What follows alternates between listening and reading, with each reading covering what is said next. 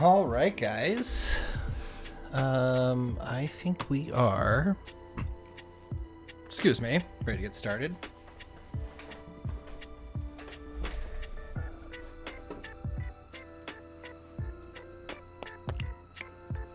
Let's let this jam work itself out here. Got some fun stuff to talk about tonight, actually. I stumbled across a few pieces of content that I think have some interesting conversation pieces around them, and so we're just going to delve in pretty much right away, starting with a video about the development of the new Apple M1 chip. And for those of you who aren't super familiar with Apple's hardware and like their history and how they've sort of become insanely popular the last couple of years. I believe it was back in around 2007, 2008. Apple switched from using their old style of processors that were built by IBM and Motorola and switched to Intel processors. And since then, they've been exclusively using Intel. And just recently, they developed their own internal, what they're calling the M1 chip. And it has some like pretty insane like performance increases, and it boasts a lot of talks a lot of talk, let's say.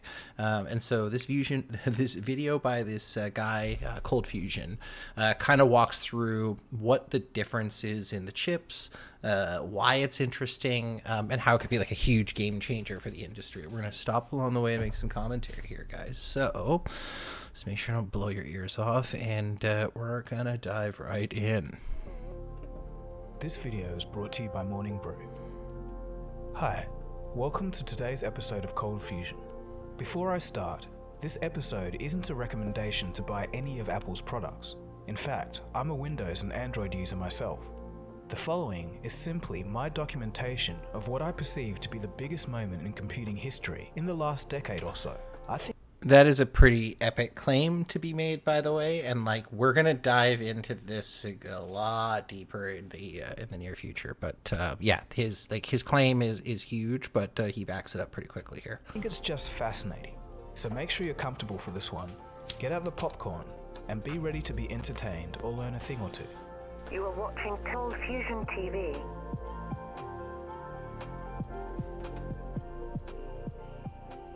It seems that everyone hates Apple these days, and there's some rationale for that.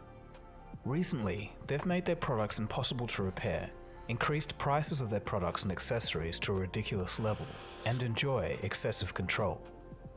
But what if these are all extremely valid criticism of Apple. Their ecosystem is very restrictive. It's incredibly expensive. If you want to publish on their app store, the price to do so, it's a lot of money. It ain't cheap. It is to be said, however, that their products work.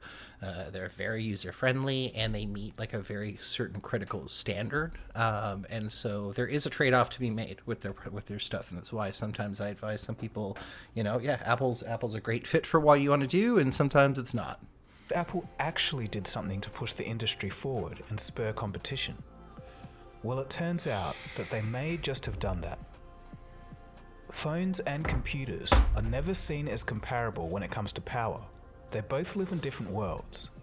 Though, as long-time subscribers would know, back in 2012, I was comparing the two of them and seeing if a phone could replace a PC. The rate at which phone power was improving year over year was absolutely unbelievable to me at the time. Those were some fun days. The main difference between phones and desktop computers is that they use different types of processor technology. Phones use a type of processor design called ARM, while desktop computers generally use another type called x86, like Intel, for example. So the distinction between these types of processors is huge. It's kind of the way that that they use different kinds of mathematics, different types of instruction sets, and we'll get into what some of that terminology actually means shortly.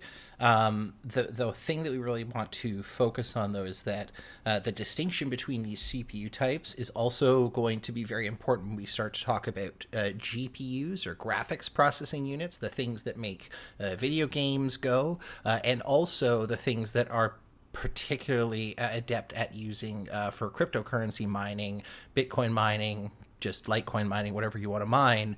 GPUs are particularly adept at that, and these videos are going to help us illustrate why that is, and the difference between these processors. So I just wanted to touch on that really quickly.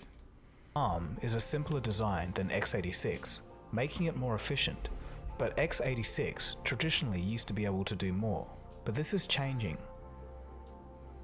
The interesting thing to note is that in recent years, our phones have been getting faster at a much more rapid rate than computers have been improving. So here's a question.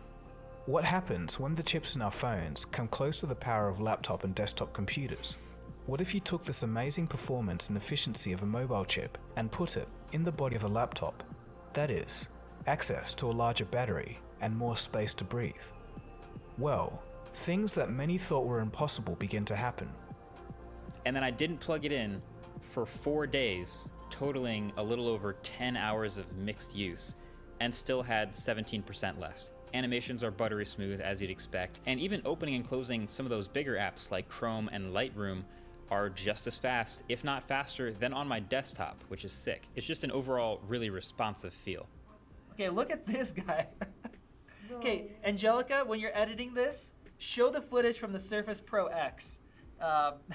Look at the distinction between these two here. The Windows version of this, there was extreme lag moving and doing anything, and here it is extremely smooth. And this is the base model MacBook Air without a fan. These M1 Macs are setting up the future of Mac hardware as we know it. It is changing everything.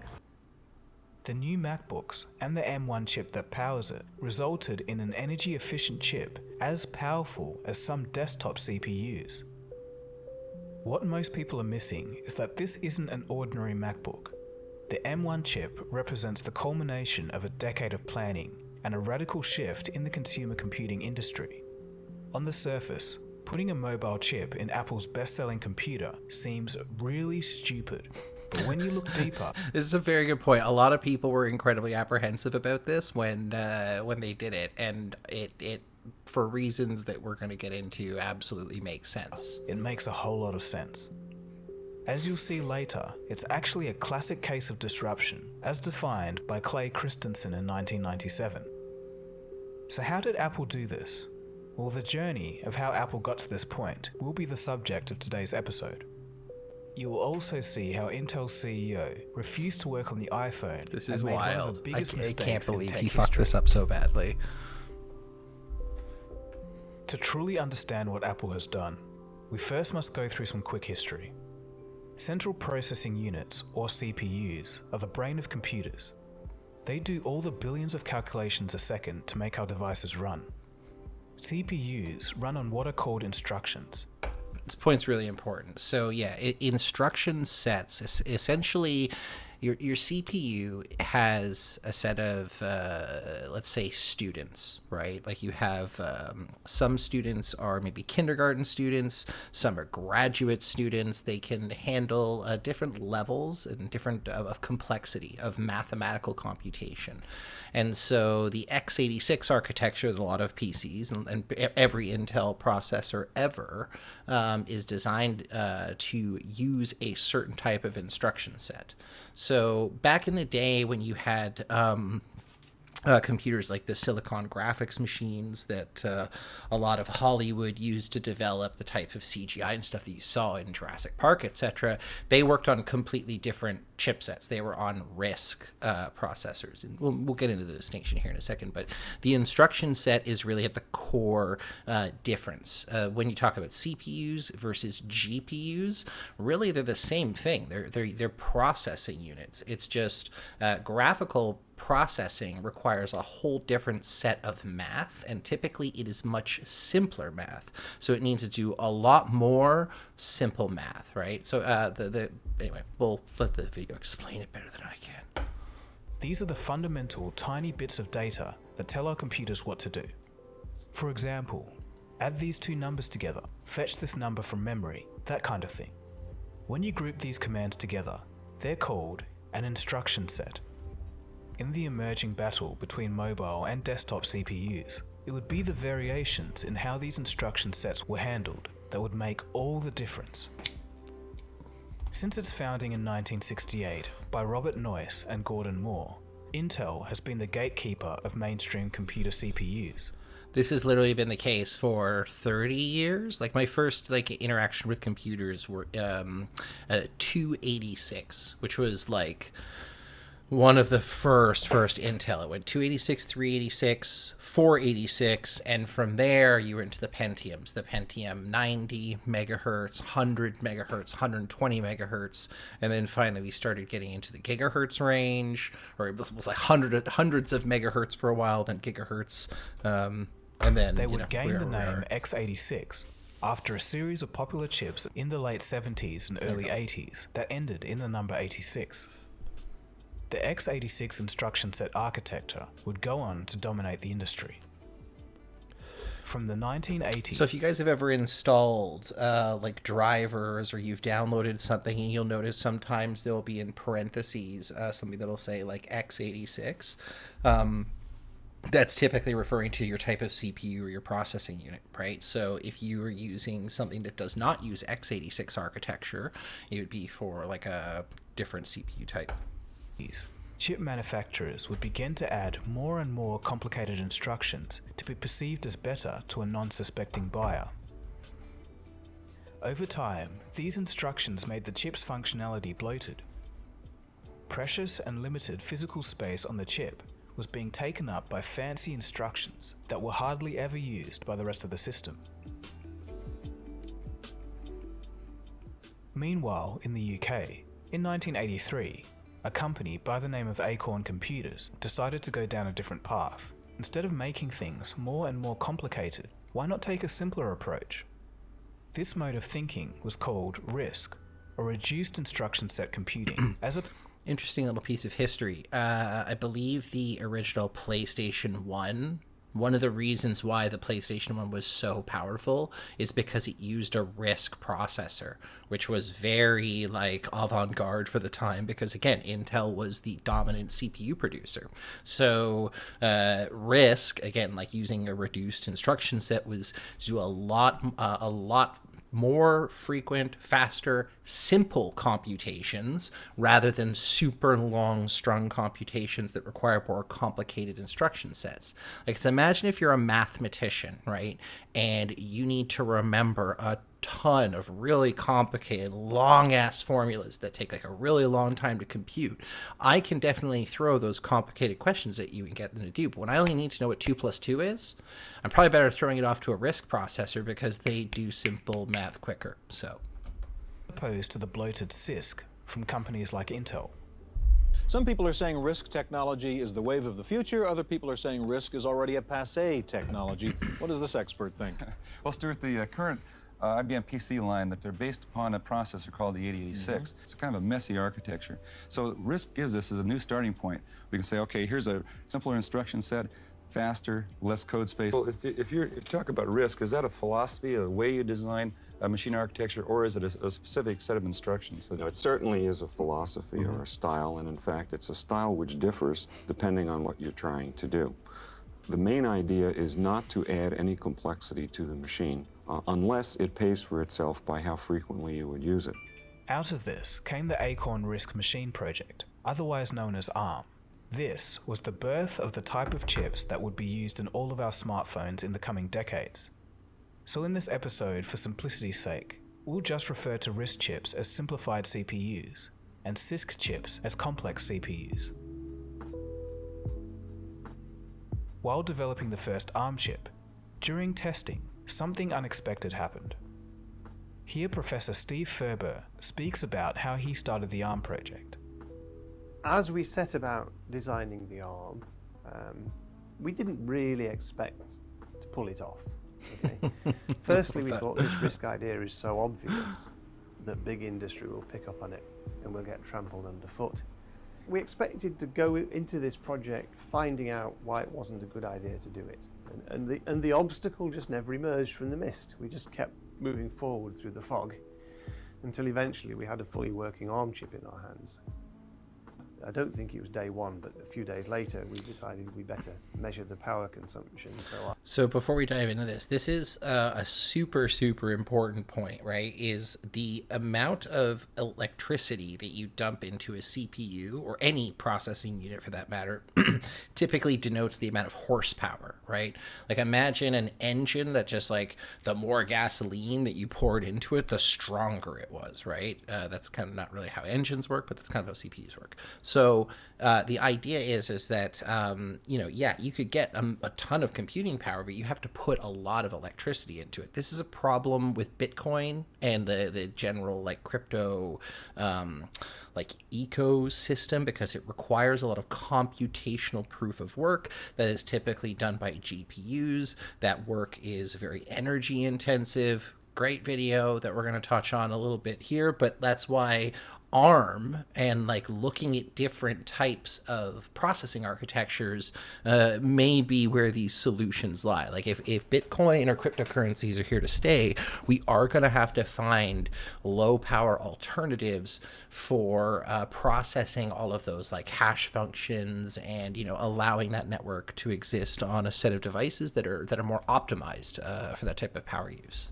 I turned the ARM chip on, ran some code on it, looked at the ammeter, and it was reading 0. I knew we'd designed a fairly low power chip, but this was a bit remarkable. And it turned out that actually in inserting the ammeter into the power supply, I'd failed to connect the power supply. So no current was flowing through the ammeter, but the chip was still running. So hang on, so it wasn't just you didn't connect the ammeter, it That's was actually huge. that you didn't connect the chip to the power supply. Yes. Right? There was no power supply connection to the chip. The chip just ran. Just from the electrons that were floating around, they were still able to calculate or get computation out of it. That is an incredible level of efficiency and like a testament to like human engineering. And yet it was running. By 1985, they had their first prototype.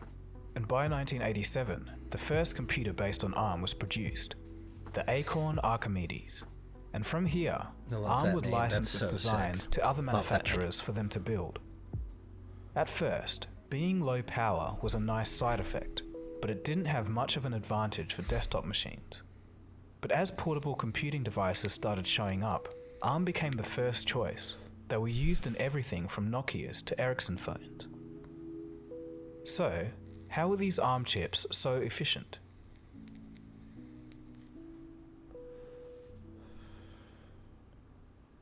When we talk about computer CPUs, we measure them in gigahertz, and that means clock cycles per second. Simplified CPUs, such as ARM, generally will do one simple instruction per clock cycle, while desktop chips may use many cycles to complete one complex instruction. This means more power consumption, less efficiency, and more heat produced. Multiply this by hundreds of millions of times a second, and the issue starts to become clear. In some desktop CPUs, some of the complex instructions can take a dozen clock cycles or more to complete. Though, contrary to popular belief, both kinds of processors were flourishing during the 1990s. Oh yeah. In the early days, simple instruction set designs were great for engineering and graphics, so much so that computers using the technology helped create films such as Jurassic Park, There you go. Toy Story, and more. Simple instruction CPUs were also used in the 3D graphics chip of the Nintendo 64 and other early game consoles. But the desktop market safely belonged to Intel. This symbol outside. If you were like a kid growing up watching TV when I was, you just saw Intel commercials all the time. Like this is a commercial I watched like while waiting for Transformers or some shit. For the next generation of compatible power. That's Intel, the computer inside. Bum, bum, bum, bing. In 1991, Apple, IBM, and Motorola combined forces to create the PowerPC chip. Yeah, this is the PowerPC chip, and like if you used a Macintosh in the 90s, you definitely were running on a PowerPC, and they were like really sick. Like the Macs ran incredible. Like, the games were good on them. They had great graphical abilities. Like, they were top of the line PCs, and they went with the RISC approach rather than the CISC approach. Interestingly, PowerPC was a desktop chip, but used simple instruction sets. Apple would proudly put them in their computers during the 90s. The simple instruction ARM CPU would get a huge boost in the form of the iPod in 2001. Yeah. Apple's use of the ARM chip in the iPod was a microcosm for ARM's popularity in portable devices. From mobile phones to MP3 players, by 2002, there were 1 billion ARM chips in devices. That's huge. Despite using ARM simple CPUs in their portable devices, Apple's PowerPC collaboration with IBM and Motorola wasn't... So what you're seeing Mr. Jobs hold up there is what we refer to as a silicone wafer. So when CPUs are manufactured in lab-like conditions, that's why the old Intel commercials that you saw in the 90s used to have these like guys in these like spacesuit looking things, because to work on these, you had to be in a crazy high level clean room. You could have zero particles inside of these. Like, he's using obviously a broken plate because you could never bring that out into the open air without destroying everything on it. But effectively, it almost looks like a culture, like a bacterial culture, and that's kind of how CPUs are manufactured. They're manufactured en masse. And a quick little interesting thing about CPU manufacturing as well, when you buy a different like class of CPU, and I'm going to use a 1 gigahertz or a 2 gigahertz or a 3 gigahertz, example. All of those CPUs are usually cultured or built on the same wafer. Then each of those CPUs is put through some kind of load testing, and based off of how like the quality and like whether they can handle a 3 gigahertz versus a 2 gigahertz, that's what they package them as. That's how they essentially grow GPU chips, is they make all of the NVIDIA cards are essentially on the same wafer. It's just the best ones off of the wafer go in the best cards. The medium ones on the wafer go in the second best cards. And the ones that are just okay go in their like lower level cards. And that's how they differentiate between the different gigahertz. Their simple CPUs were falling behind Intel. It was looking like Intel and their complex CPU way of thinking was the way to go for the desktop market. So Apple left PowerPC behind. And yes, it's true. First MacBook I bought was the new Intel MacBook. We are going to begin the transition from the PowerPC to Intel processors. When Intel signed the deal with Apple in 2005, Apple was already thinking of what comes next. This is sick. This is a game changer, they went guys. To Intel it was to like see if it was they huge. could They could run the Windows. iPhone. Now, at this time, a moment occurred that Intel would never forget. Paul Otellini, CEO of Intel at the... Remember, I was talking about the spacesuits. This is the Intel. This is a clean room suit that you would need. For those who are not familiar with what a clean room is, it is a room in which there is a incredible filtration system, a lot of airflow, and basically like zero particles. They're measured like it's like a something 1,000 or a something 100, and based off of that number, it's like, oh, there's only 1,000 particles per million in the air, or there's only like 100 or 10. I don't think there's any quite zeros, but it gets pretty close. At the time, didn't see such a deal working out, as it was far outside their speciality. He didn't believe that Intel could earn enough money by building mobile chips for Apple's new iPhone. Revenue wasn't going to cover the research costs, or so he thought. He couldn't imagine the iPhone selling well. This obviously proved to be a huge missed opportunity. Yeah, it's a huge fuck up on their part, by the way. Like, that might be the reason why Intel will be a dinosaur in a couple of years. Using a simple instruction ARM CPU. If Intel's CEO, Paul Otellini, had made the deal happen, they would have had a massive stake in the iPhone business. But unfortunately for Intel, Apple was moving on without them. In 2008, Apple would sign an architecture license with ARM. This was so they could design their own chips from the ground up. They would also buy PA Semi, a company whose founder previously specialized in high-performance ARM chip development. This was a key strategic acquisition for Apple. It gave them the expertise and potential to design some of the best ARM chips, and it put them on the road to disrupt Intel and their x86 processors. In 2012, imagine how cool it would be Apple working in a releases their lab like first that? fully custom designed CPU. It would be codenamed Swift and was used in the iPhone 5. This was in contrast to using off-the-shelf designs from ARM, as it had previously done. This new Apple-built chip was 2 times as fast as the previous chip. So just a quick thing about the A6. The A6 made some controversy because they actually made a laptop. So they dipped their toe in with this like before the most recent M1. What they had done was they took the A6 chip and they put it in like a MacBook Air. So like it was a super like light, ultra light MacBook that was basically just like an iPhone motherboard inside of a computer. So they tried it and they proof of concepted it and it worked. And then I think from there, that's where they said, okay, now we're going to build our next Even M1. for being a first generation chip, it had impressive performance when compared to the mobile competition, but it wasn't head turning. The real shock to the industry came the next year in 2013 with the Apple A7 in the iPhone 5S. Apple's early adoption of a 64-bit architecture stunned everybody.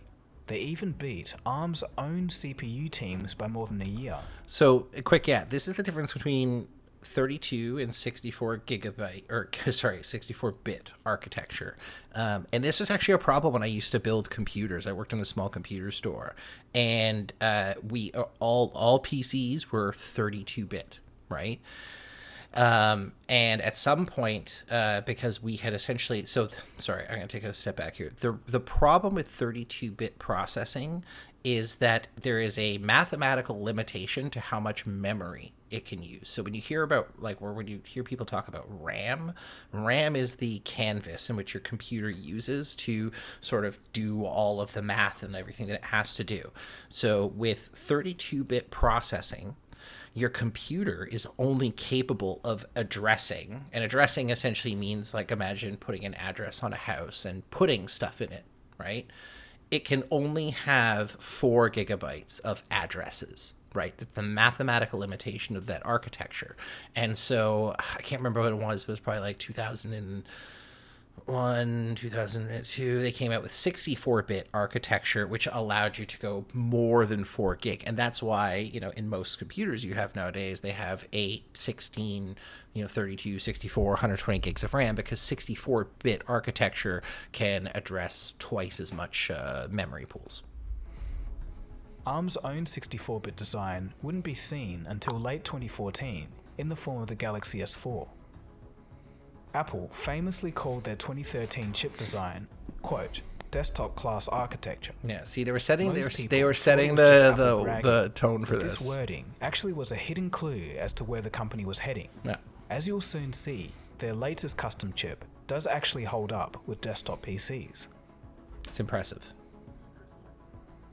By 2014, there were 50 billion ARM chips in the world. All the while, Apple kept selling a bunch of iPhones and making a heap of money.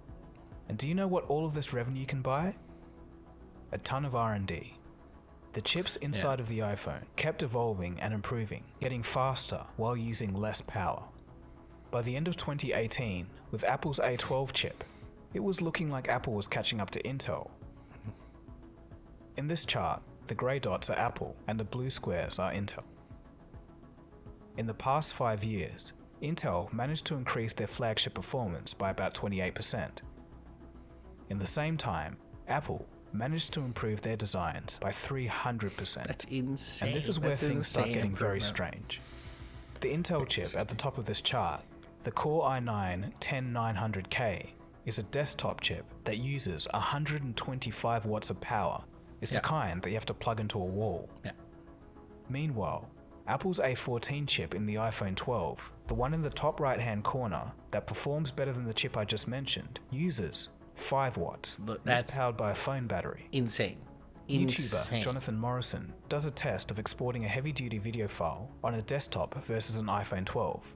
Check this out. This is a fairly capable machine. It's got 10 cores, got a beefy GPU, and what I have here is Sony FX9 HDR 10-bit footage. We're gonna start that. I'm gonna throw this open. we're going to see a couple things, right? We're going to see the CPU cores just spike up, and you should start hearing the fans. Now, in the meantime, while this thing is chugging along, I have the iPhone 12. Watch this. This mini, is so cool. Little guy. Keep in mind, this thing is still slowly chugging along. I'm going to open up iMovie, create a movie. The first thing you notice is just the scrubbing in the playback, right? So this is a fanless, teeny tiny iPhone 12. And just butter. So what I'm going to do To be fair, if you do this for long enough, it'll get fucking that, hot, okay? Export, make sure we're in 4K, on 20% battery. On low battery, HDR. on low battery of all things. Keep in mind, this thing's still great. going. It's got a nice little head start, right?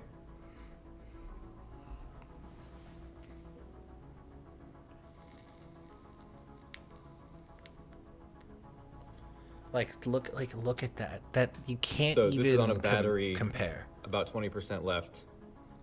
No fan. And this is a decked out iMac. Yeah. The thing to note here is that the iPhone chip does have hardware acceleration, but it Fair. can be argued that this is just a smarter way of doing things anyway. The M1 chip is even faster than this. Looking at this, and the speed at which Apple's chip performance was accelerating, Apple pretty much was forced to ditch Intel and their x86 platform. Intel was just too slow to innovate. They were struggling to keep up with the manufacturing technology, whereas Apple could outsource manufacturing of their custom ARM designs to others like Samsung. The performance lead of Intel's desktop CPUs were being evaporated right in front of everyone's eyes. By 2019, the iPad was more powerful than the Intel MacBook Pro of the previous year.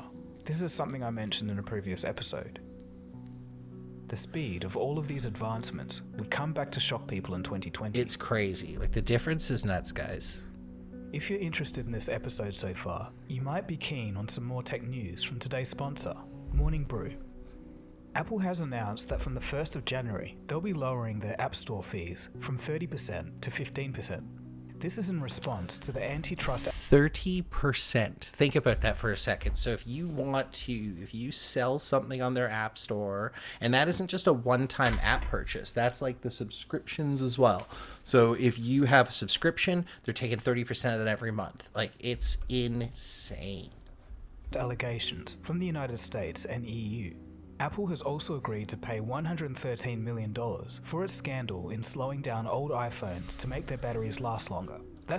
So that was just to quickly touch on that as well. Apple did do that. They essentially slowed the phones down because they wanted the experience to not get as degraded. But one could say it's like, just let my battery die faster so my phone works. But really it was just hiding a product flaw, that those phones originally were not designed to be able to last all day with the battery they had in them. Chump change, if you ask me.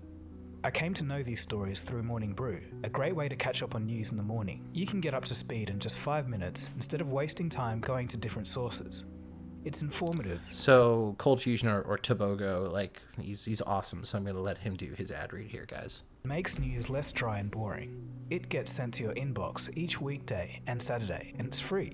So there's no reason not to subscribe to Morning Brew if you're interested in business, finance, or tech. Click the link in the description below to sign up to Morning Brew. It only takes 15 seconds. Alright, also, so where were please we? subscribe to Cold Fusion, guys. ARM chips are being used for low power uses, like in mobile phones. Intel refused to make chips for the iPhone, and then Apple decided to do it themselves by acquiring a company. And then with this expertise, Apple has pushed the state of the art forward until mobile phone chips were comparable to PCs. And now it was time for ARM and Apple to take on the PC head on. In November of 2020, Apple reveals its new processor to take on the PC. It's called the M1, the company's first custom CPU designed with Macs in mind. It features 16 billion transistors, 35% more than the A14 inside the new iPhone 12. And because it's ARM-based and shares the billion So just really quickly, actually, I want to go back and just look at this one of these numbers here. Apple... So the first thing that is important to touch on with the whole like CPU thing is when Intel and AMD were back in the days of trying to race to who could hit 1 gigahertz first, who could hit 2 gigahertz, who could hit 3, who could hit 4. And around 4 or 5, like they're just like there's no point in going faster is not solving any of our problems. So Intel came up with this clever idea of hyper-threading, or adding, and this already existed in server architecture and data centers and stuff, but to bring it to the consumer was interesting, to bring multiple cores. So they said, rather than worry about having, a 5 or 6 or 7 gigahertz chip, let's put in 4 2 gigahertz chips. That'll rip, right? So that's why a lot of new CPUs that you see, or pretty much every CPU, has multiple cores or multiple dies, they say. And that's where the actual physical silicon instruction sets are stored. This chip is just outlining the architecture of the board.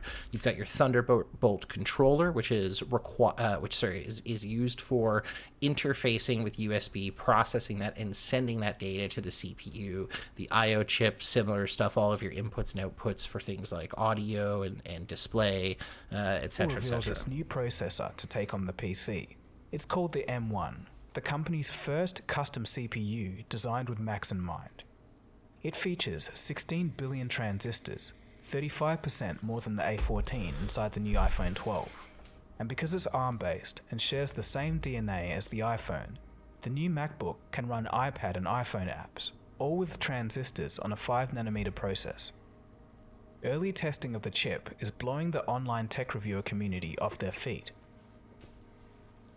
Proceeded to annihilate the other tests, posting 1744 on single core, which is faster than every Intel Mac ever made. Now, Vadim really... Just let that sink in for a second. That's insane. That is blowing them out of the water. He wants to jump in front of the camera and give his opinion. All right, so I have a 2018 base 15-inch MacBook Pro. I tried playing League of Legends. It's not smooth. It's glitchy. You get drop frames. And I'm just blown away that we're getting native resolution, everything maxed out, getting around 60 FPS. And you have a dedicated graphics card in that laptop. Yes, it has a dedicated chip. And this is under Rosetta. Not even optimized. It's not even optimized for Apple Silicon. These are legit. This is super fast, to the point where I had a friend, he actually makes an app, a pretty well-known app. He uses a Hackintosh 3950X, 16-core, really decked out system specifically for development, right? This is his build time. Somehow these M1 devices are keeping up. One of them being fanless. It's pretty crazy. And this was the moment, like when I got the numbers back, I was like, this is real. Apple Silicon is real. If Apple as a company is to continue on their current performance trajectory, it's going to be insane to see. Here's a quote from AnandaTech. Quote, Apple claims the M1 to be the fastest CPU in the world. Given our data on the older A14 beating all of Intel's designs and just falling short of AMD's newest Zen 3 chips, we can certainly believe that Apple and the M1 will be able to achieve that claim. AMD has shown lots of progress lately. However, it'll be incredibly hard to catch up with Apple's power efficiency. If Apple's performance trajectory continues at this pace, the x86 performance crown might never be regained. End quote. That's crazy. When you're aware of the wider applications of ARM in the real world, Yo, Word ADC, what up, brother? A matter of time. The fastest We're gonna have some fun CPU tonight. in the Stick around, world, bro. The Japanese Fugaku is 3 times faster than IBM's, and it uses ARM architecture. Though this is the clincher, needing a more powerful computer isn't relevant to everyone, but having more efficiency and less power consumption is, and it's something that everyone can notice. This is going to be something we're going to touch on in one of the upcoming videos, is talking about power consumption, what a problem that is for the cryptocurrency market, and how potentially things like ARM and microcontrollers, yeah, exactly, dude, and stuff like that can contribute to that. So Clay Christensen, who wrote the book Innovator's Dilemma in 1997, states that disruptive innovations, quote, involve no new technologies. Rather, they consist of components built around proven technologies that are put together in novel architectures, offering the consumer a set of attributes never before available. And he goes on. They are, quote, initially used only by the unsophisticated consumers at the low end of markets. So, ARM chips have existed since the 1980s. Right. But in the current day, they've traditionally only been used for lower-end items, like smartphones for example.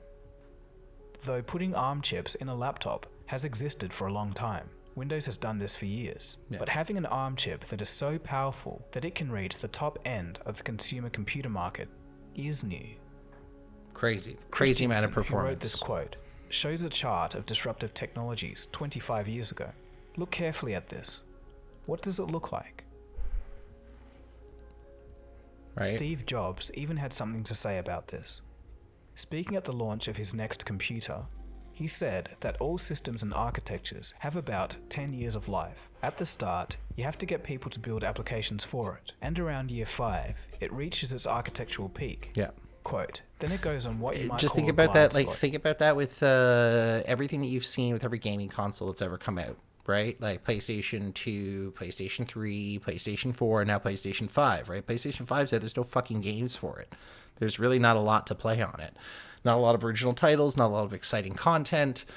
In about 5 years, you will see the most excellent stuff that console can pump out, and then another 5 years on top of that until they come out with their next one. The architecture is everything it's going to ever be at that point.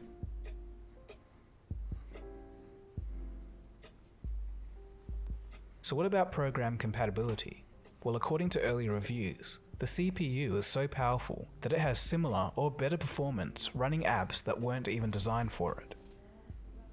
According to The Verge, it's so good that they couldn't even tell if the apps running were coded for ARM or not. Yeah, exactly what you see. So, in conclusion, despite no upgradable RAM, a hefty upgrade price, and no external GPU support. So just want to touch on the no upgradable RAM thing is really shitty. Like that's something that I used to advise a lot of my people on. Like people would ask me something to the effect of like, "Hey, how do I like when I want to buy a computer, how do I get the most bang for my buck? How do I actually save money?" And I say, well, like the CPU you can't really change, and especially in a laptop, right? But you can always upgrade the RAM. You can always upgrade the hard drive.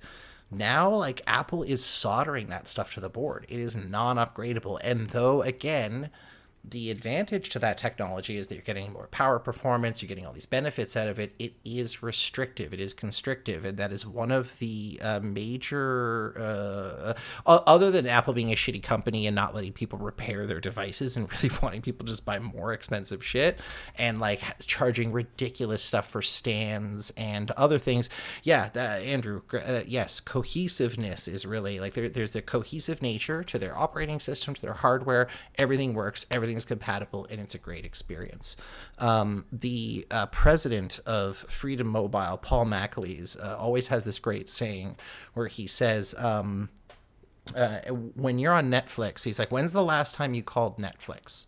Like, when's the last time you had to pick up the phone and report that Netflix wasn't working, or that there was something wrong with one of the never, like you've never had to do that because it just works, and that's kind of like Apple, like it just works. And yes, people have to go to the Genius Bar and there's problems, but there's a synergy, right, between like products that have like an excellent shelf life and are capable of just doing what they're designed to do. And so the resulting control and restricting people from doing that stuff, there is a sort of a net benefit to it.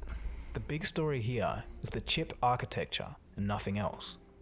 It's proving that ARM can have an inherent advantage in the laptop and desktop space.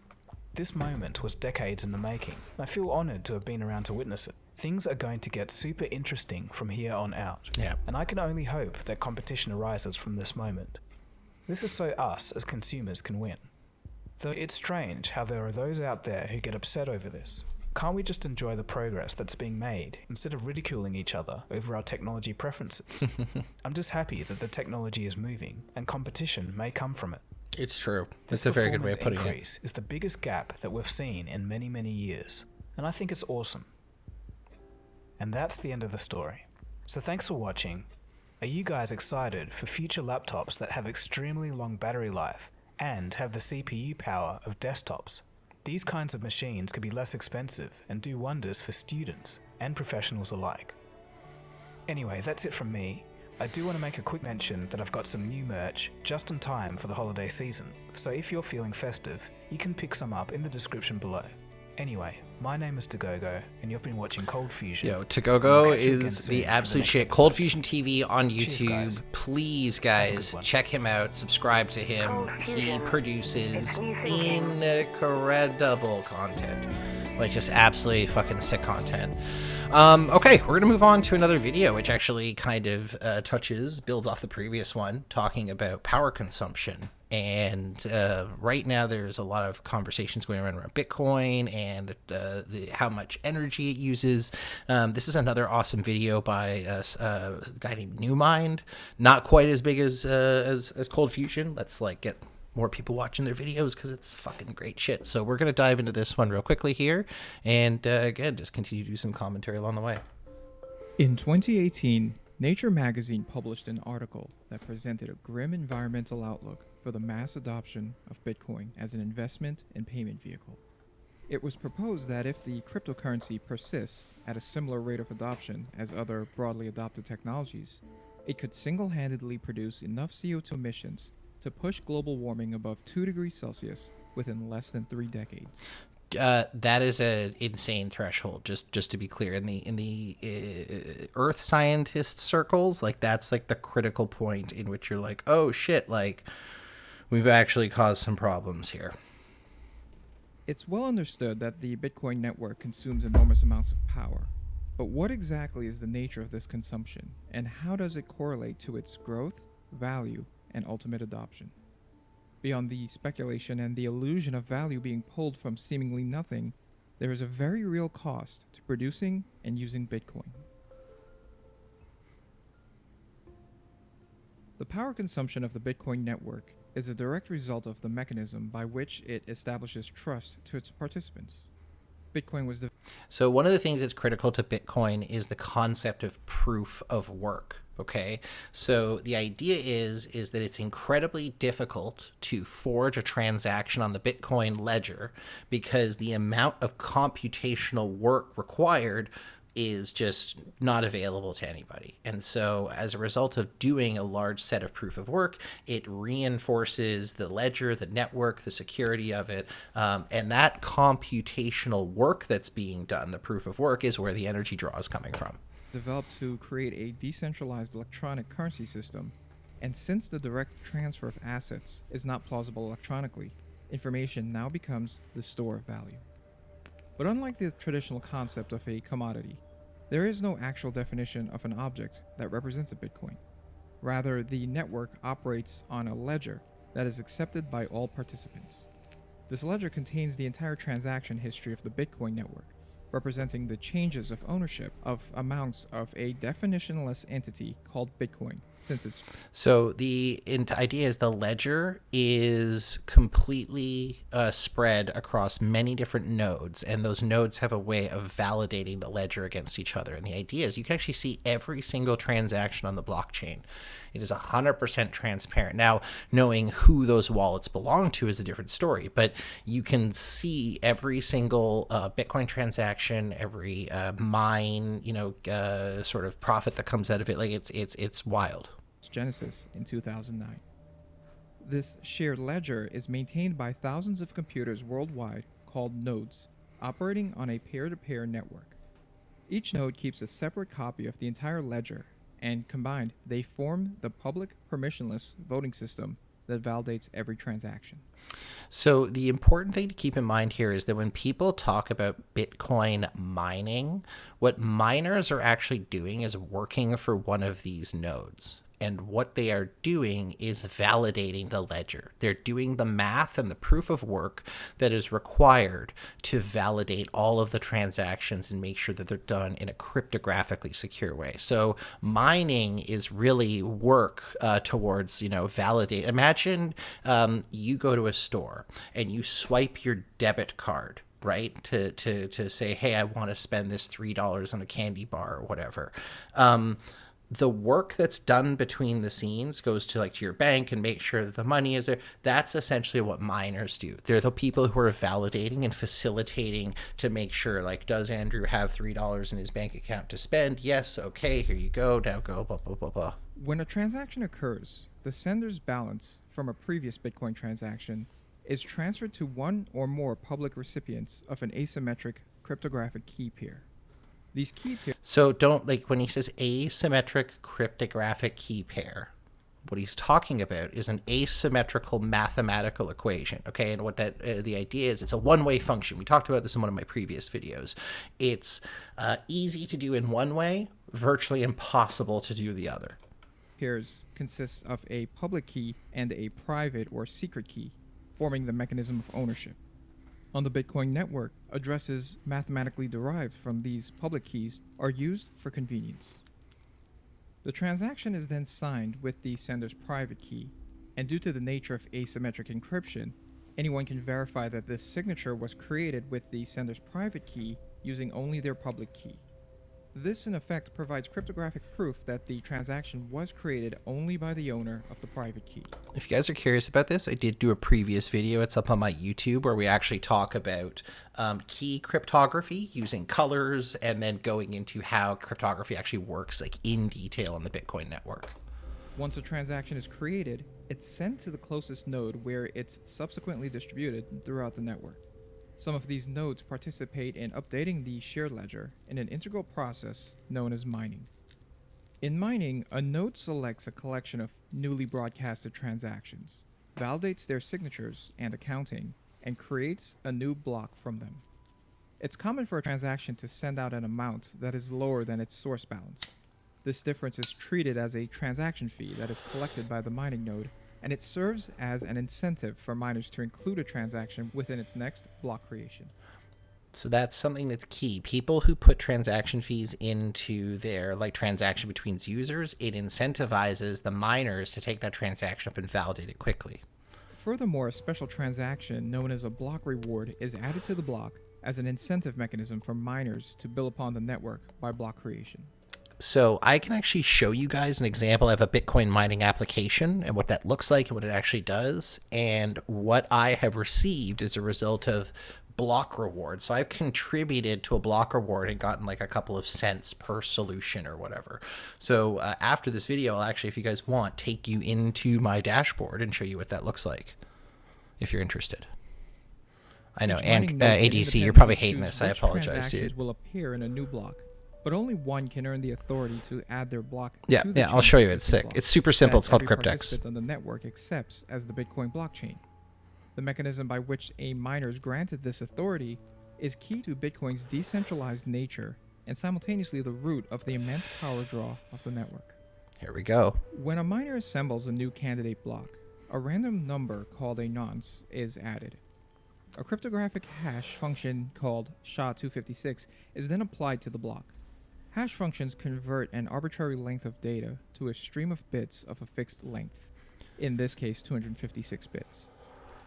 If you guys are curious about hashing, I do have a video on my YouTube that again, it talks about cryptography, talks about the hashing process, what hashing looks like, and why it's important to cryptography. But they get into it enough here. Not reversible, and changing just a single bit in the source data will dramatically. Well, dude, you're gonna love this stream because that's all we're doing. In order for a block to be considered valid, a nonce value must be found that produces a block hash that starts with a minimum number of zeros. For example, as I complete this sentence, the last block hash created led with 78 zeros. The only known way to accomplish this task is by repeatedly guessing a nonce value and computing a block hash until one is found that meets the requirement. This mechanism is known as proof of work, and as the leading zeros required increases, more guesses and respective hash checks are needed to find a suitable nonce. Conversely, as the number is reduced, fewer attempts are needed. This effectively creates a throttle to the computational difficulty of creating a new block. Once a valid hash value is found, the new block is broadcasted to the rest of the network, where it is validated and added to each node's copy of the blockchain. This new block must also contain the hash of a previous block, which effectively grants the node that created it the authority to determine the progression of the blockchain. This is why it's called a blockchain, is because each block has a cryptographic hash that that links them together. And the power of the chain is that if you change one of those hashes, that change propagates down every single hash in the chain because the hashes are built on each other. and the nature of hashes. If you make a tiny little change, everything changes. So the amount of computational work that you would need to go back and fake all of they've literally said there's not enough energy in the universe. Or computational power in the universe to hack the blockchain, just because of the mathematical bonding of this function. In cases where multiple nodes are able to create blocks simultaneously, all forks are followed until one wins out in length due to the sheer computing power of all the nodes arriving at a majority consensus of the correct chain path. This cycle of transactions and block creation is designed to go on indefinitely and is regulated by a few key parameters designed into the Bitcoin network. As of February 2021, it takes roughly 90 sextillion hash guesses to create a valid Bitcoin block. A decade earlier, it took only about 180 trillion hash guesses to create a similar block. And it's another, with Bitcoin, I'm not super sure about the other coins, but Bitcoin has a mechanism built in that makes the difficulty of solving blocks increase over time. And there is a finite amount of blocks to be rewarded out of the system. So once they're all gone, and that's it. And then it's only transaction fees that will drive the system. This dramatic rise in the needed computational power is a direct result of an inbuilt mechanism of the Bitcoin network that raises or lowers the lead zero count requirement of a block hash in order to keep the average creation time of a new block to around 10 minutes. As the ability to calculate more hashes is thrown at the network, the more difficult it becomes for miners to create a new block. Currently, the primary incentive of Bitcoin miners is to capture the reward produced from the creation of a new block. At its inception, each Bitcoin block created rewarded 50 Bitcoin. Can you imagine right now getting 50 BTC for getting a block? Like that, that would be. However, this is retire after the creation of every 210,000 blocks, which takes about 4 years to complete. Yeah. As of February 2021, one block reward is worth 6.25 Bitcoin. Yeah, so that's still a lot, but there can only ever be 21 million Bitcoin on the network, right, with the final halving happening approximately by 2140. Though at present, over 88% of all the Bitcoin that can exist have already been mined. There you go. As the value of Bitcoin rises, miners collectively unleash more computing power at the network to capitalize from the higher prices. This inherently forces the network difficulty to increase, and eventually, an equilibrium is reached between the profitability of mining and network difficulty. And within this feedback loop that regulates the network lies a key link between Bitcoin and the real-world resource, power consumption. Determining the exact power consumption of Bitcoin's public permissionless proof-of-work blockchain is difficult due to the indeterminable nature of the computing hardware used in mining and its corresponding power draw. Mining can be conducted using a vast spectrum of techniques, such as from incredibly inefficient and outdated software miners running on traditional CPUs, all the way to contemporary, highly efficient, purpose-built hardware based on application-specific integrated circuits. Okay, guys, let's take a quick pause here. I'm going to show you what he means. So when he talks about the differentiation between CPUs and GPUs, watch this, watch this. So, and hopefully this will destroy my computer, and hopefully it doesn't crash the stream. I can't turn it on for too long, but I can at least turn on for like half a second so you guys can see how it works. So this application is called Cryptex. It allows me to mine Bitcoin. Actually, what I think it does is it mines Ethereum technically, but it pays me out in Bitcoin. Okay.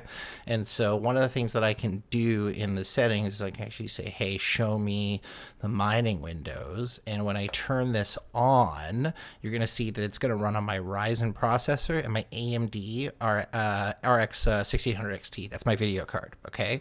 And instantly what you're going to see, and hopefully it doesn't destroy my computer too badly here, is the windows that are connecting to the network, that are receiving jobs, contributing to hashes. And you'll instantly see my usage go up to 99% here, the temperature is going to start to increase. But the point that I wanted to make is look at the difference in the hash rate. This one's doing about 1,000 hashes per second. That's my CPU. My GPU is doing 57 point blah, blah, blah mega hashes, which is like tens of thousands or whatever. So that's the differentiation between CPU mining, which is super intensive and not very effective, versus GPU mining. Big, big, big difference. So we can dive into the Cryptex application a little bit later here. However, despite this large variance in efficiency, it is possible to determine the upper and lower limit of the network's power consumption from its hash rate. The network's total hash rate is an estimate of how many SHA-256 block hash calculations are occurring on the network every second. It's derived from the expected rate of finding a block, the actual rate of finding a block, and the current block creation difficulty. As of February 2021, the total network hash rate has hovered around 150 quintillion block hashes calculated every second globally. This metric is generally presented in terms of terahashes due to its scale. So remember, my GPU was doing mega hashes. Then there, on top of that, there would be gigahashes, and then terahashes. This is 150 million. The network can be said to be 150 million terahashes. That's insane. It's an insane amount of computing power being pointed at this. 30 joules of energy to calculate 1 trillion hashes. Because these devices are the most efficient miners on the network, it sets the theoretical lower limit of energy consumption at 4.5 gigajoules per second, or about 40 terawatt hours per year if the current total hash rate is maintained. In reality, the vast majority of mining hardware tends to be a variety of ASIC devices operated by large mining groups that, while efficient, vary significantly. Additionally, there are other energy costs associated with mining, such as cooling and infrastructure maintenance. Because of the implausibility of determining every single contributing factor, several researchers have looked to determine a clearer picture of power consumption from profitability. This approach assumes that all mining participants in the network aim to make a profit, and that all new Bitcoin produced by mining must at least be higher on average than the operating cost of mining. By surveying mining revenues, operational costs, and the cost of electricity, a mining operation's power consumption can be determined. From a collection of this data, a more realistic measure of the global cost of the Bitcoin network can be determined. Using this method, several studies done between 2018 and 2021 had arrived at upper limit figures of around 120 terawatt hours per year, with around 80 terawatt hours per year being estimated to be closest to the real-world energy consumption. Jesus. This magnitude of power consumption is incredibly large and can be easily compared with that of entire nations. Even the most conservative estimate of the network ranks it as high as the 56th most power-consuming country in the world, New Zealand. The upper end estimate places it as high as Argentina at 30th place, and the median estimate is similar to that of Chile at 40th place. The entire country's power consumption, somewhere between right? Just to run the network. 0.54% of all the energy generated on Earth. Even more astounding is the inherent cost associated with conducting transactions on the Bitcoin network. Over the past 5 years, each new block added to the blockchain contained an average of 2,109 transactions. At the current best estimate of the network's power consumption levels, each Bitcoin transaction took around 700 kilowatt hours to process. Wow, this that's is the a lot. equivalent of powering the average American household for about 3 weeks. For comparison, think about that, 3 weeks of electricity just to run, like, that's estimated this that is the insane. cumulative power consumption of 100,000 Visa transactions is around 149 kilowatt hours. To put this massive difference of efficiency into perspective, the transaction count of the entire Bitcoin network could be processed by Visa using the same amount of energy consumed by just 21 Bitcoin transactions. Further compounding Bitcoin's power consumption issues is the fact that mining hardware must run continuously to be effective. This makes it difficult to employ excess power generation strategically for mining use, effectively making mining consumption a baseline power demand on infrastructure. This is a good point actually to make. So when I was showing you guys just a second ago this Cryptex application, when I turn it on, it will actually calculate like a certain amount of profitability that I can make depending on like the value of the coin and the current like hash rates and solvability, etc., etc. What's interesting, though, is that I've noticed, like, I've had the computer for almost a month, and it's like, hey, you can make like $300 a month potentially, and I've only made about I've made a little bit more than this, but I've made about like $60 depending on where the rates are right now. But it's because I only run it at night. And to that point, like, you have to run a miner essentially 24/7 for it to be effective, because the entire name of the game is guessing. So every second that what am I mining? I'm mining Ethereum, is my understanding, is that Cryptex mines Ethereum, and I wish I could show you. Let me see what I can show you guys without actually... hold on a second here.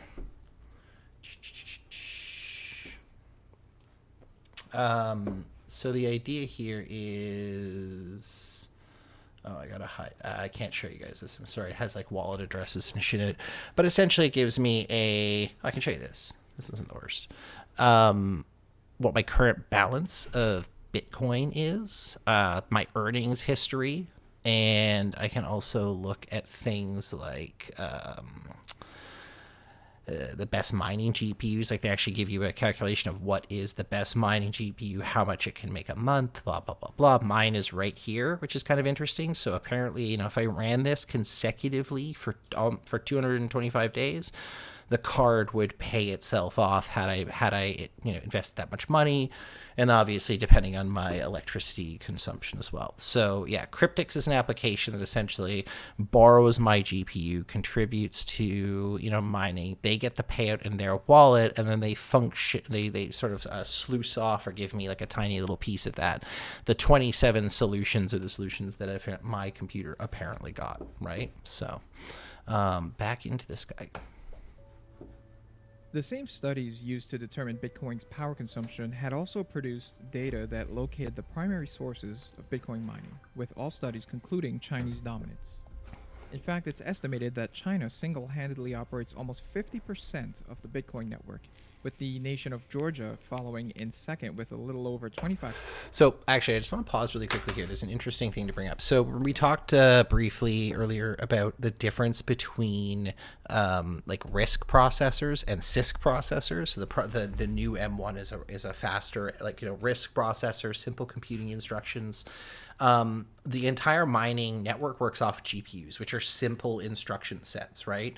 So that's kind of one of the hopes here, is that there's going to be hardware that'll be developed to be more energy efficient, be able to handle the computational load of the network and keep it secure, but at the same time not like drain all of the electricity out of the world. And the US in third place with 11.5%. China's dominance appears to be largely attributed to its cheaper cost of power, dipping to as low as just under 3 US cents per kilowatt hour during the rainy season, where hydroelectric power can be leveraged. Georgia, which drives 81% of its power grid with hydroelectricity, also enjoys relatively cheaper power at around 5 to 6 cents per kilowatt hour. However, outside of the limited window of availability for Chinese hydroelectric power, the combined power generation infrastructure of China, the United States, Canada, and Estonia fuels the Bitcoin network predominantly with coal, natural gas, and oil-based fuels. From this, the annual carbon footprint of the Bitcoin network is estimated to be around 37 megatons of carbon dioxide. That's crazy. An amount similar to that of New Zealand, or about 0.1% of the global total. Since the development of Bitcoin, alternative consensus mechanisms have been developed to address the power consumption associated with proof of work. For permissionless networks, the most successful to date has been the proof of stake consensus mechanism, where the power of a vote is not linked to computing power, but rather a verifiable but scarce resource that must be frozen or staked for a period of time. These mechanisms, in practice, use orders of magnitude less energy than the proof of work mechanism of Bitcoin. Right. However, despite constant innovation from competing cryptocurrency technologies, as of February 2021, Bitcoin still holds 66% of the total value of all cryptocurrencies, making it's a wild market share core to the entire technology space. Yeah. Currently, Bitcoin, along with all cryptocurrencies, are predominantly motivated by price speculation. This speculated value directly drives the incentive of miners and the inherent power consumption of the Bitcoin network. So, and this, like we saw this with Elon Musk talking about Dogecoin and a bunch of other things, right? And all of a sudden, like, he's like, oh, yeah, Tesla, like, we sold all our Bitcoin off. And all of a sudden, the price goes from, like, 60,000 Canadian to, like, 40,000. It's wild, man. At present, 80% of... Well, so like the converse of this, like that's why some companies are starting to look into investing in data centers, like in like the Arctic, right? Because it's so easy to cool them. They just like not open a window, right? But they can pump all of that cold air and that water and essentially, keep all of these servers cool for a relatively like decent cost, right? Mining revenue comes from block rewards, with the remainder attributed to transaction fees.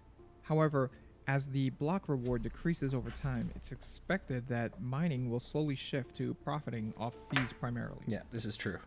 It's entirely possible that current speculation will give way to price discovery and eventually an equilibrium between value, mining incentive, and cost of use will settle into a network that consumes far less energy than it does presently.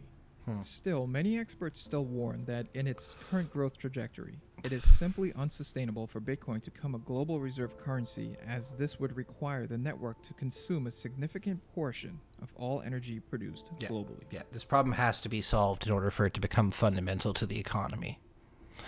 Great video. Really, really love this this guy. I think it's New Mind. Again, like cannot recommend their content enough. Please check it out, subscribe, support them.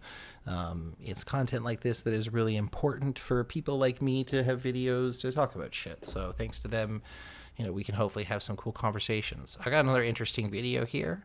We're going to run through just a couple more before we call it a night, but I got some interesting articles and just some key demonstrations that I want to show, so this should be fun. We're going to talk about the AI hardware problem, guys. Millennia-old Shifting idea gears of a little bit expressing here. Signals and data as a series of discrete states had ignited a revolution in the semiconductor industry during the second half of the 20th century. This new information age thrived on the robust and rapidly evolving field of digital electronics. Fundamentally, it was predictable and high-yield in nature. The abundance of automation and tooling made it relatively manageable to scale designs in complexity and performance as demand grew. Processors could be made faster and more robust as demand expanded. Supporting mechanisms such as memory would grow in complexity to match. But now a massive paradigm shift in how information is processed is occurring. We've arrived at the dawn of the artificial intelligence revolution. And with this comes a greater demand for more computational capacity. However, the scaling of existing processing technologies is starting to hit a wall. The power being consumed by machine learning applications cannot feasibly grow as is on existing processing architectures. The unique requirements of machine learning are now forcing the semiconductor industry to explore the largely abandoned use of analog circuitry for computation. Analog circuitry in information processing systems, for the most part, have been relegated to interfacing with the real world and communications. It's difficult and time-consuming to design and verify, and prone to external interference. Furthermore, it does not scale easily without digital support, and is not easily adapted to newer technologies. Despite these shortcomings, analog may in fact hold the key to the advancement of AI. This video is made possible by Brilliant. AI seems to be the big thing nowadays. Everything is AI this or AI that. But once you peer through the hype, the world of machine learning is a fascinating perspective of how nature, and now computer scientists, harness the statistical process to make sense of information in a noisy and an uncertain world. With Brilliant, you can quickly dissect and grasp the concepts behind machine learning in an incredibly intuitive manner. Brilliant allows you to build your problem-solving We're and gonna let our critical guys thinking do their abilities little by making it easy to sponsorship strengthen shit. your base of knowledge and understanding. Brilliant offers a huge array of interactive lessons on a broad range of math, science, and computer science topics, and unlike traditional courses, you learn efficiently by working on problems and solving puzzles. You don't even need to be an expert to understand the lessons. It's made for all levels of knowledge. I've personally enjoyed their course on artificial neural networks. It's a great way to learn how neural networks learn by detecting patterns in huge amounts of information, and it really makes you appreciate the mechanics of their structure and how flexible they are for data processing and making predictions and decisions. With Brilliant, you learn in depth and at your own pace. Brilliant is offering a 20% discount for the first 200 people that sign up using this link. Just go to brilliant.org/newmind. The link is in the description below. Machine learning occurs in a way that is fundamentally different from traditional von Neumann architecture. At its core is the multiply accumulate function, or MAC. This simple function takes two numbers, multiplies them together, and adds the result to an accumulator. The vast majority of AI applications are inference engines that employ a neural network model that is composed of layers of neurons interconnected by a weight parameter, and each employing the multiply accumulate function. We're going to pause here because the things are going to get a little bit heavy, especially for anyone who's not like a computer science major or something. Traditionally, when people thought of AI, and we talked about this in some previous videos, they think about someone sitting down and clicking and clacking at a keyboard and literally writing the code that determines how this software will make a decision, let's say. What they have done in the neural network space is developed a hierarchy of nodes that actually like feed into each other and provide it with the capability of essentially decision making. And that's where the intelligence part, right, comes from. You can program an algorithm to always produce a green square, do whatever you want it to do. But to get it to use intelligence to find an inference on a data set, that's a little bit more complicated. Even a relatively small network, such as the MobileNet 224 model, for example, has over 4.2 million weights and requires 569 million multiply accumulate operations to perform an inference. In a digital neural network implementation, the weights and input data are stored in system memory and must be fetched and stored continuously through the sea of multiply accumulate operations within the network. This approach results in most of the power being dissipated in fetching and storing model parameters and input data to the arithmetic logic unit of the CPU, where the actual multiply accumulate operation takes place. So the distinction that we're making here that's really important, okay, is we're not necessarily worrying about how the AI works. We're talking about the underlying hardware that does the computation that intelligence requires. A typical multiply accumulate operation within a general purpose CPU consumes about 250 femtojoules of energy, while the energy consumed during data transfer to and from the operation is more than 2 orders of magnitude greater than the computation itself. Wow, in the range of so just think about that. Moving the data through memory requires twice as much work as just the computation itself. 50 to 100 picojoules. In effect, this memory transfer accounts for the vast majority of the time and power consumed by both learning and inferencing. So think about that. That's kind of interesting too. Like you might assume there would be a similar function that occurs in the brain, right? Is that neurons aren't necessarily very strong processing units, right? They're more about relaying information. A lot of the computational stuff that happens in the brain is the relaying of neurochemical information from one section to the other and getting certain processing units essentially to stimulate. So it would make sense that you would see a similar trend in the physical computational space as well.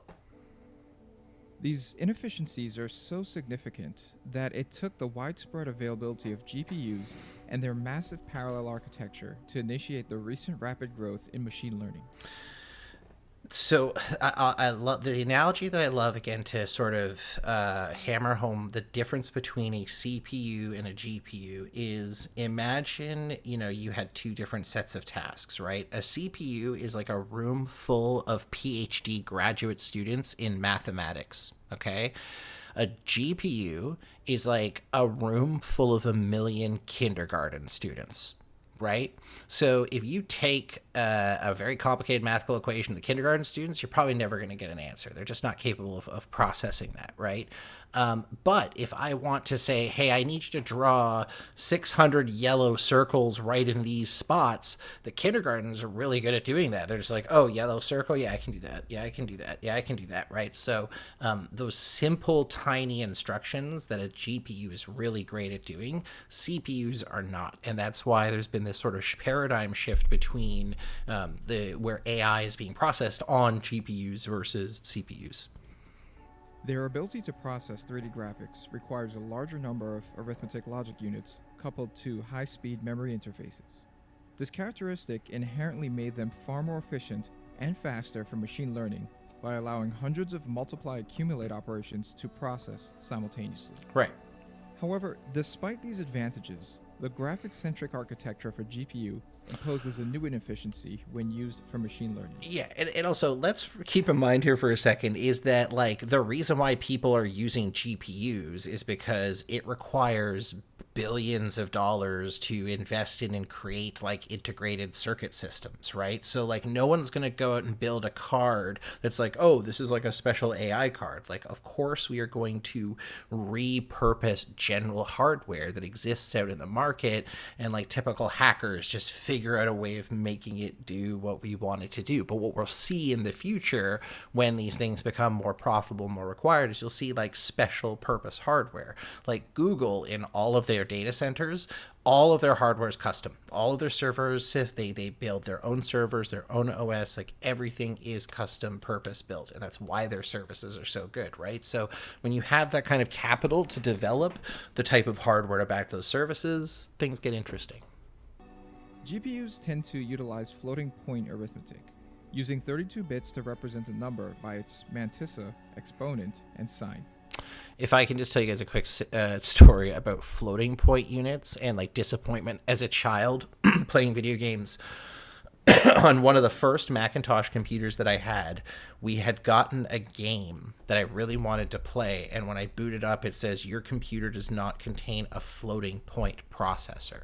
So literally the CPU that was inside of my computer did not contain the instruction set or the ability to do this floating point type of arithmetic, which an enormous amount of graphical processing is based on. They call it FPU or I think it's FPU, floating point units or something like that. So my first Mac didn't have a floating point processor, so I got this game and I couldn't fucking play it. And like back in the day, man, like software was ruthless. Like it was like once you have purchased it and opened the box, there was no return, there was no exchange, no nothing. So if you bought the wrong thing and you're like, this doesn't work on my computer, and you didn't realize it before you like opened the box, they were like, sorry man, like what the fuck, oh, you don't have a floating point unit in your Mac? Sorry dude.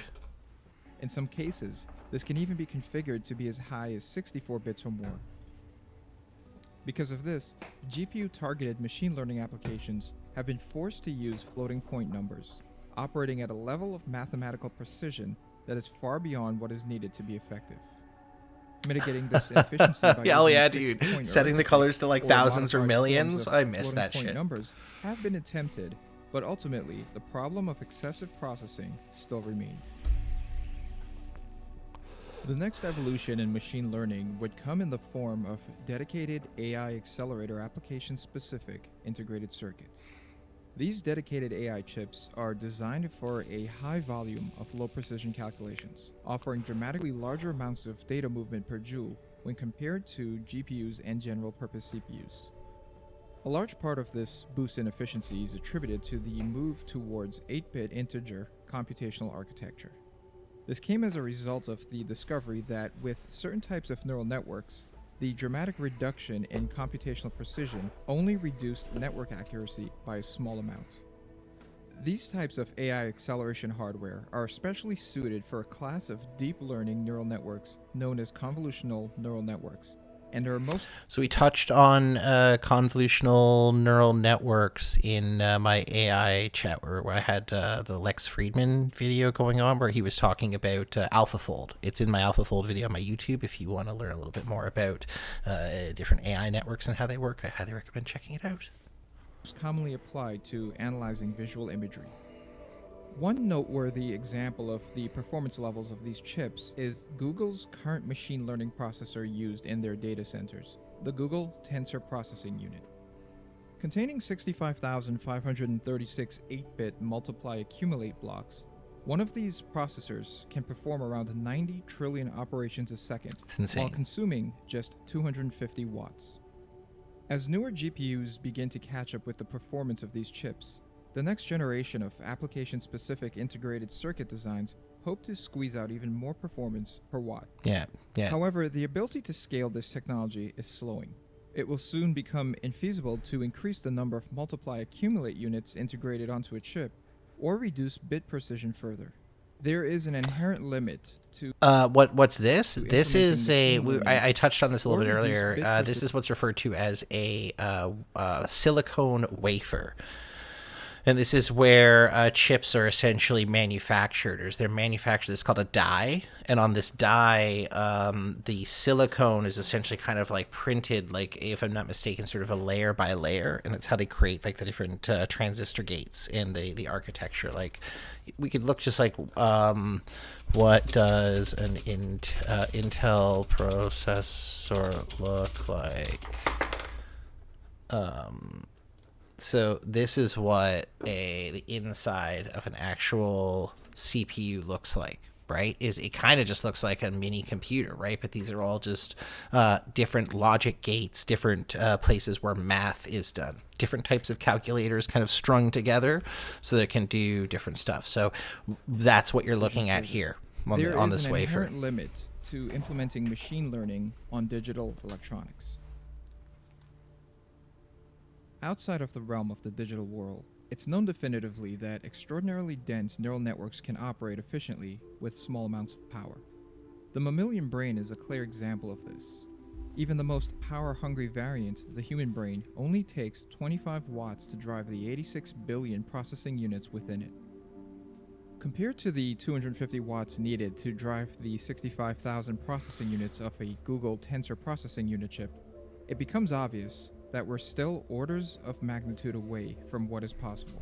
So just in case people are curious, TensorFlow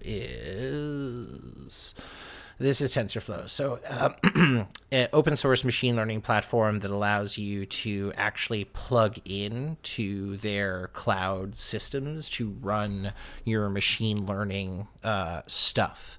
So I do believe that there is a TensorFlow language, and I think if you want to get into this, not a terrible place to start would be Python. I believe Python is incredibly useful in the TensorFlow world. So just a little bit of context there for you guys. While attempting to replicate the brain is probably not the ideal path forward, much of the industry believes that... So I think truly, like, the breakthrough in AI will not be us trying to replicate the brain, but the properties of consciousness becoming emergent. Like, they will emerge from an AI or an AI way of building its bots. Like, it will just kind of fucking happen, and we'll be like, whoa! And I'm sure its first words will be like, kill me.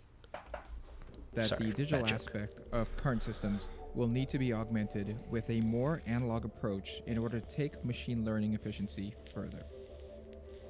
With analog, computation does not occur in clocked stages of moving data, but rather exploit the inherent properties of a signal and how it interacts with a circuit, combining memory, logic, and computation into a single entity that can operate efficiently in a massively parallel manner.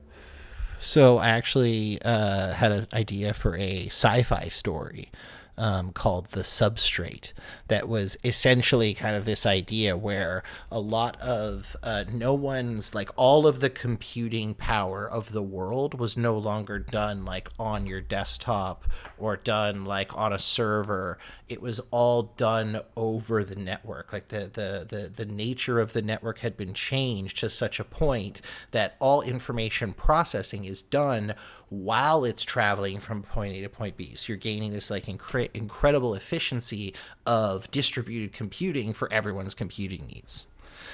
Sorry, continue developing more machine learning code. We might not know how it fucking works after. Well, we don't know how it works, and I touched on that in one of my other videos. Like we straight up we don't actually know why the AI works the way it does. Like we set it up, and it just kind of knocks it out of the park, and then we're like, oh shit, that's concerning. Beginning to examine returning to the long outdated technology of analog computing to tackle the challenge.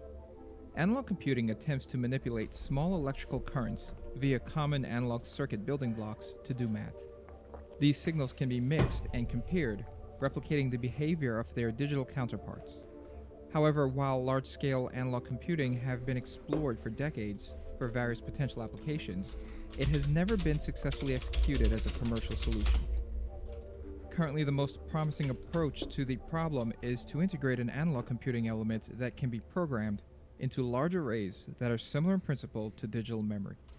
In fact, the technology is at the core of several resistive, non-volatile memories such as RRAM or resistive RAM, MRRAM or magnetoresistive RAM, and PCM or phase change memory are being developed for machine learning use.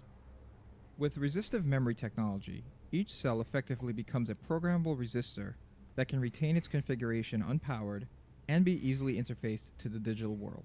Which is basically what a neuron is. Like when you think about it, that's all it is. It's a tiny cell that holds like an electrochemical piece of information and sends that when like contacted. By configuring the cells in an array, an analog signal synthesized by a digital to analog converter is fed through the network. As this signal flows through a network of pre-programmed resistors, the currents are added to produce a resultant analog signal, which can be converted back to digital via an analog to digital converter. Because the signal effectively moves passively through the array, very little power is consumed.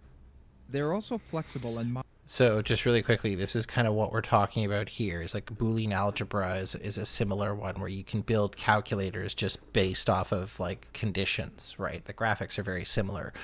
You just have and or gates that you set up, and you're capable of doing like very complex algebra. So modular by design, allowing for the construction of massively parallel networks that consume very little power and interface well with digital electronics. It's estimated that such systems could perform machine learning operations up to 500 times more efficiently than GPUs and current application-specific integrated circuits. Respect. Using an analog system for machine learning does, however, introduce several issues. The most glaring is that of precision and variability. Analog systems are inherently limited in precision by the noise floor, though much like low-bit with digital systems, this becomes less of an issue for certain types of neural networks. Variability, however, is a much greater hurdle to overcome. If analog circuitry is used for inferencing, the result may not be deterministic and is more likely to be affected by heat, noise, or other external factors when compared to a digital system. That's one of the challenges in the analog. Variability can also be introduced in the manufacturing process, especially. So there was actually an interesting hacker guy that I saw talking on YouTube about now what they're learning how to do is inject code into microchips using like high energy systems. They're actually able to like effectively inject code into like a computer using like microwaves. It's absolutely insane. In very large arrays. This fragility is highly problematic as noise injected into such a system could easily render results untrustworthy. Other potential issues lie at the interface between digital and analog.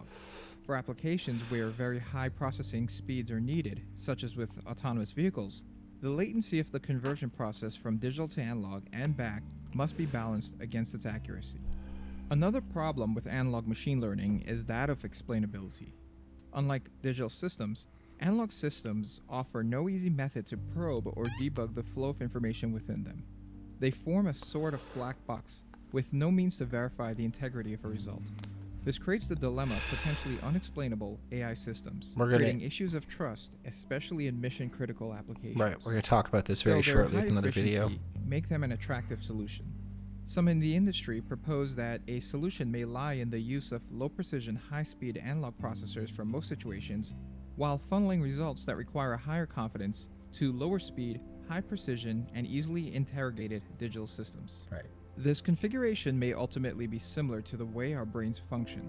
performing There low you go. precision processing on the bulk sensory data coming in and only applying more energy consuming focus on a very small amount of that data stream. There you go. Like your optic nerve actually funnels out an enormous amount of information before, like, there's processing. There's like reductionistic processing that happens on your retina. So in the cells on your retina, before it even hits your optic nerve and gets sent to your brain for processing, it already like simplifies a bunch of information. Be sure to check them out at billion.org/newmind or at the link in the description below. All right, guys, we are, again, New Mind, absolutely sick. Highly recommend. Please subscribe. Please like. Providing awesome content for us to talk about. We're going to show black box problem really quick here. To your phone, it's pretty much a neural net doing that. It does really well in image recognition. Autonomous cars coming soon. The top flight method for genetic sequencing is a neural network. You can say they're loosely inspired by the brain. It is a network of neurons. People call it neurons. And they're all connected to each other, going down through the layers. In a way, they mimic neurons in that they're little triggers. Each neuron has kind of a threshold called a weight where it makes a decision. So it takes in data, it could be a huge amount of images, and then once the network is trained, you can put one image in at the front. They fire when they see the thing that they want to see. So you get this kind of cascade moving through the neural network. And that does really poorly. It just does horribly. But there's this little magic trick called backpropagation. And this is very unbiological. Your neurons don't do this at all. But I actually argue that might not be true, but I don't know enough about neurology to actually make that argument. But like backpropagation just seems like a basic function of our brains. at the end, you're like, okay, well, you were wrong, but here's a proper picture of a dog. And now you send all that information back through the network again, and the network learns just a little bit better how to say, oh, this is a dog. It's elegant math, and really the breakthroughs in the field were when they stopped trying to be so biological in the 1980s. At the time, they didn't work that great, but turned out all they needed was a huge amount of processing power and a huge amount of examples, and they would really sing. So in many of these respect cases, ADC. accuracy is enough. Tell your friends. But when you're talking really life and death decisions, driving Want to blow this up. a car, making medical diagnoses, or pushing the frontiers of science to understand why a discovery was made, you really need to know what the AI is thinking, not just what its results are. Since you have all these layers, it just engages in such complex decision making that it just is essentially a black box. We don't really understand how they think. All is not lost with this black box problem. People are actually trying to solve this now through a variety of different ways. One researcher has created a toolkit to get at the activation of individual neurons in a neural network. This toolkit works by taking this individual neuron and telling the network to go back and find all the weights that really make that neuron just fire like crazy. Keep doing this thousands of times, and you can see the kind of perfect input for this neuron. Then looking inside these layers, he could see that some neurons learn these really complex, 100% abstract ADC. ideas. Check out the website. Like a face detector, something that can detect any human face, no matter what it looks like. It's not a property you would expect an individual neuron to have. Most don't, but some do. Many neural net researchers think of it this way. You can think of the decision making of a neural net as this kind of terrain of valleys and peaks. And the ball Tek Tok represents Tuesdays, this hopefully. piece of data, so you can understand this one decision that was made in one valley, but all those other valleys, you have no idea what's going on. So one way to get at what an AI is thinking is to find a proxy for what it's thinking. So one professor has taken the video game Frogger and trained an AI to play the game extremely well, because that's fairly easy to do now. But what is it deciding to do? It's really hard to know, especially in the sequence of decisions and a dynamic environment of that. So rather than trying to get the AI itself to explain itself, he asked people to play the video game and had them say what they were doing as they were playing it, and recorded the state of the frog at the same time. And then he found a way to use neural networks to translate those two languages, the code of the game, and what they were saying. And then he imported that back to the game playing network. So then the network was armed with these human insights. So, as the frog is waiting for a car to go by, it'll say, oh, I'm waiting for a hole to open up before I go. Or it could get stuck on the side of the screen and it would say, oh, geez, this is really hard, and curse. So it's kind of lashing human decision making onto this network with more deep networks. It's all about trust. If you have a result and you don't understand why it made that decision, how can you really advance in your research? You really need to know that there's not some spurious detail that's throwing things all off. But these models are just getting larger and more complex. And I don't think anyone thinks they'll get to a global understanding of what a neural network is thinking anytime soon. But if we can get a sliver of this understanding, science can really push forward and these neural networks can really play. Yeah, this is really cool. This video that I'm going to show you is a really fun one. It is essentially a OpenAI plays hide and seek and breaks the game. So it's kind of an interesting video of how, like, it's a visualization in how different AI thinks and how it might come up with like incredibly clever solutions to problems that would take people much longer to figure out. So let's dive into this one. Scholars, this is 2-minute papers with Károly Zsolnai Fehér. In this project, OpenAI built a hide-and-seek game for their AI agents to play. While we look at the exact rules here, I will note that the goal of the project was to pit two AI teams against each other and hopefully see some interesting emergent behaviors. And boy, did they do some crazy stuff. The coolest part is that the two teams compete against each other, and whenever one team discovers a new strategy, the other one has to adapt. Kind of like an arms race situation, and it also resembles generative adversarial networks a little. And the results are magnificent, amusing, weird. You'll see in a moment. Watch this. These agents learn from previous experiences, and to the surprise of no one, for the first few million rounds, we start out with pandemonium. Yep, so they don't know what to do. Like, they have to learn, right? Aimlessly. Without proper strategy and semi-random movements, the seekers are favored and hence win the majority of the games. Nothing to see here. Then, over time, the hiders learn to lock out the seekers by blocking the doors off with these boxes and started winning consistently. This is, yeah, wait, just wait. You haven't even seen anything yet. The map was deliberately designed by the OpenAI scientists in a way that the hiders can only succeed through collaboration. They cannot win alone, and hence they are forced to learn to work together, which they did quite well. But then, something happened. Did you notice this pointy, doorstop-shaped object? Are you thinking what I'm thinking? Well, probably. And not only that, but about 10 million rounds later, the AI also discovered... So just like, this is really important to hammer home, right? And this is where the power of AI is, that it can iterate millions and millions. It can play this game so many times that eventually it figures out how to properly play it. And though it takes a lot of steps, it's capable of doing those steps very quickly. And so the 10 millionth step, watch what happens. That it can be pushed near a wall and be used as a ramp, and ta-da! Got him. The seeker started winning more again. So, the ball is now back on the court of the hiders. Can you defend this? If so, how? Well, these resourceful little critters learned that since there is a little time at the start of the game when the seekers are frozen... How crazy is that? During this time, they cannot see them, so why not just sneak out, steal the ramp, and lock it away from them? Absolutely incredible. So again, this is like fascinating, like emergent behavior that comes out after these millions and millions of iterations. It's so cool. Look at those happy eyes as they are carrying that ramp. And you think it all ends here? Nope. No. Not even close. It gets weirder. This is so cool. Much weirder. When playing a different map, a seeker has noticed that it can use a ramp to climb on the top of a box, and this happens. Do you think couch surfing is cool? Give me a break. This is box surfing.